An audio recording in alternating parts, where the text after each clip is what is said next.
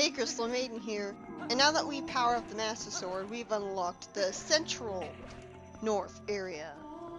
We went through the west part and the east part, which were both going north, and now we're going north in the central area. Again, very orderly dungeon. Contrast with the Hyrule dungeons, which are a bit more chaotic looking in design. And you powered up the Master Sword so that now you can cut through dark fog. And like, it is pretty satisfying using the spin attack and lifting up the fog, making it just lift up into the air and going away. It's also cool that they bring back the souls gimmick, but you don't have to be chased by hands this time. Instead, you could just pick them up and throw them in holes. Unfortunately, they don't get rid of the dark fog, so they don't really count as souls. That's so lame. Instead, they're just things that you put in holes to make stairs rise up. What is it about the sun of the Twilight realm that makes stairs rise out of the palace? That's a pretty weird sun. Like, it wouldn't be something I'd be complaining about so much, like, it just seems very arbitrary. They could have very easily not had that line in the game at all about them being the suns. It could have just been a level design gimmick, and it would have made a lot more sense. The Twilight battle music, which you get to hear in this place, like, again, it's pretty cool. It fits the whole techno feel because it's an off-key synth techno, which is very unique for a Zelda game. I really like how you can basically one-shot these guys now that your sword is powered up. Unfortunately, that doesn't make your sword stronger outside of the Twilight realm, which is really lame. It's just a Twilight realm specific thing. The closest thing this dungeon has to a proper dungeon item is the ability to have that powered up sword for just one dungeon. That's pretty lame if you ask me.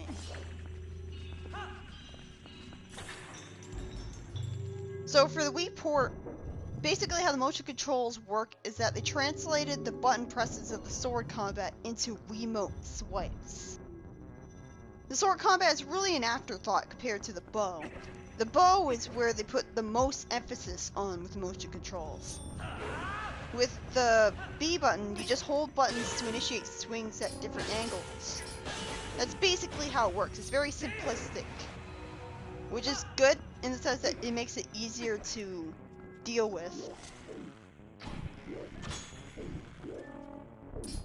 But if you're going to have sword combat with motion controls, I would rather have, just on principle, I would just rather have it be, I guess, like Skyward Sword, but don't have the enemies be all like, I'm going to put my weapon in front of me and that's going to block your attacks, so you have to use a specific attack in order to attack me, which drags the combat out and makes it take forever. Like, you always, it's a waiting game. Every enemy has to be a puzzle. I mean, every enemy is a puzzle in Zelda, but it's still fast-paced. You still get to defeat them pretty quickly. So, like, the Skyward Sword combat, it would be fine if, one, the motion controls always worked instead of failing to recognize when you're trying to do a Skyward Strike, and two, if the enemies were like Twilight Princess, or better yet, Wind Waker, because the Dark Notes suck. Because these enemies, they don't require specific attacks to defeat them. On principle, I like the idea of the Skyward Sword combat, because it feels more real. Like, of course, you swing the Wiimote one way, and Link swings the sword that way. But if it slows down the combat because of the way the enemies are all forcing you to do the sword combat exactly right, And you have to wait for them to start blocking so that you know what attacks to use on them. Then that's not very good.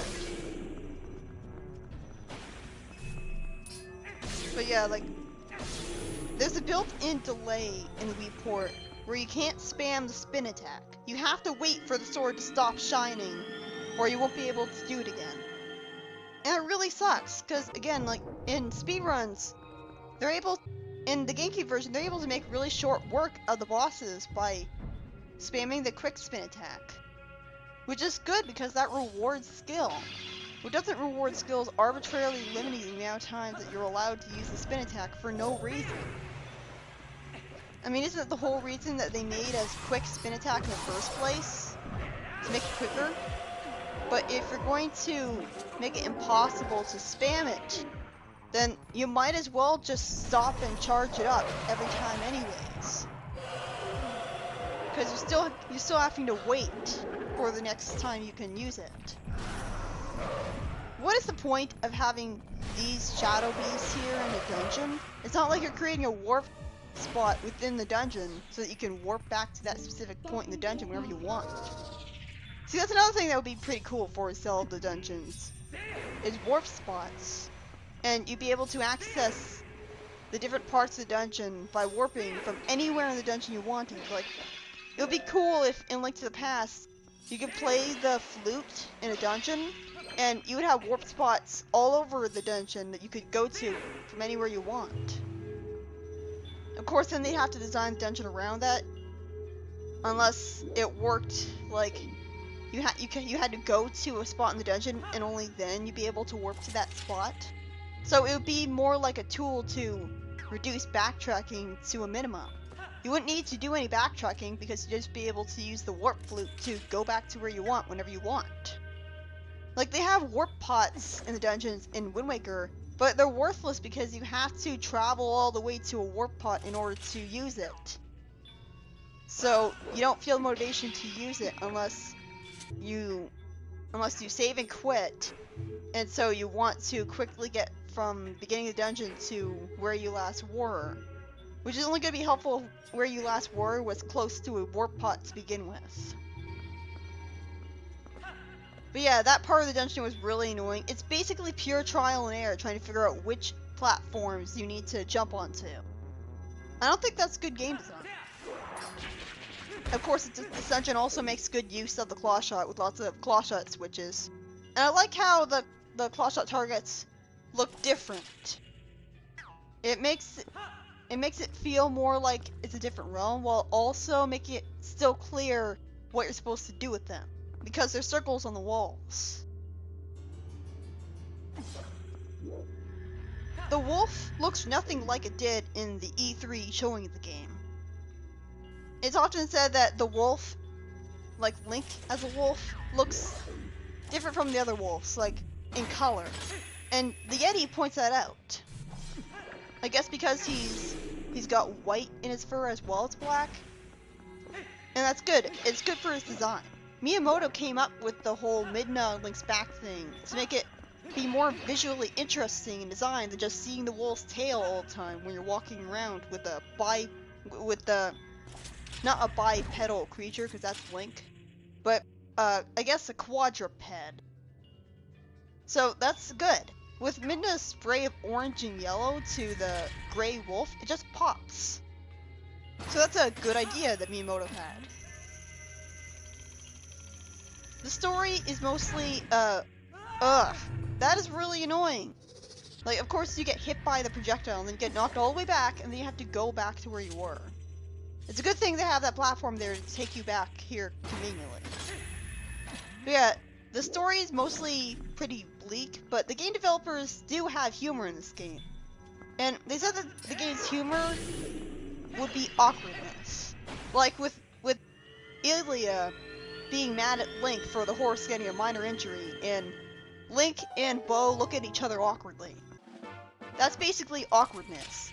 And also the soldiers being really happy to help bring Prince Raus back to Kakariko Village, but then they find out that there's monsters and then they just run away. And then there's just this one fat one left, and he runs away too. Like, that's awkwardness. I think I prefer the humor of Wind Waker, to be honest. I don't really remember, aside from Barnes being ignored in favor of Renato's daughter, nothing in the story really makes me laugh. Not that I need laughs in a Zelda game anyways.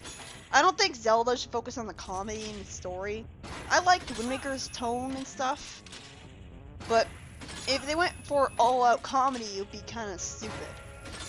And this is also stupid. I completely missed that key. I completely missed the big key because they didn't make it obvious enough what I was supposed to do to get it and when. See, this is what happens when you don't try to go for every single chest as soon as you get the compass. You might miss a chest that's mandatory because the minimap doesn't. It's not like the minimap gives mandatory chests different colors, so you know not to go past them. See, that would have been a lot better design. Also, in this area, sometimes the claw shot targets can be above you, and you might not know where exactly to look for them. And obviously, with this, you have to account for the way the platform is rising and moving in order to claw shot onto that thing. Not that you'll need to, since this platform brings you right to this place anyways, which is good. Like, they didn't need to have this platform there being all convenient stuff. The beta version of the game had more heavy emphasis on talking with the animals. Their first gameplay focus change was actually horseback combat. Wolf Link was actually an afterthought, with very simplistic combat, especially against aerial enemies and taller enemies. Like, the big problem with Wolf Link's combat is that you're controlling this animal that's on all fours, but you constantly have to deal with enemies that are taller than him. Enemies that are in the air. Enemies that he constantly has to look up to and jump up to, which isn't very good design. When you have a short character going against those enemies all the time, it just doesn't work. So it's odd that they just constantly have you deal with those enemies. Like, the only time it really works is when you jump onto the Lizalfos and bite them over and over again. Because they're tall, and because of that, you're able to use that attack. Animals end up just being Captain Obvious reminders. Like, they would have been a lot more common and been the other half of the NPCs in the game. The human Link would be talking to humans, and the Wolf Link would be talking to animals. But instead, the animals are just there to tell you stuff that you already know, and give you hints. So, that's good, because I don't really think a Zelda game's main focus should be on talking to animals as an animal. That just seems kind of silly. It's not really about combat, nor is it about puzzles, so... Meanwhile, Midna is giving generic sassy hero dialogue to an equally generic villain. This is riveting! This is such interesting dialogue! Basically, this is where Zant's character goes completely downhill from a menacing villain to a whiny, entitled brat. And it's... like, Garahim was basically the Joker, and he was like that from the very beginning. Zant just goes completely crazy.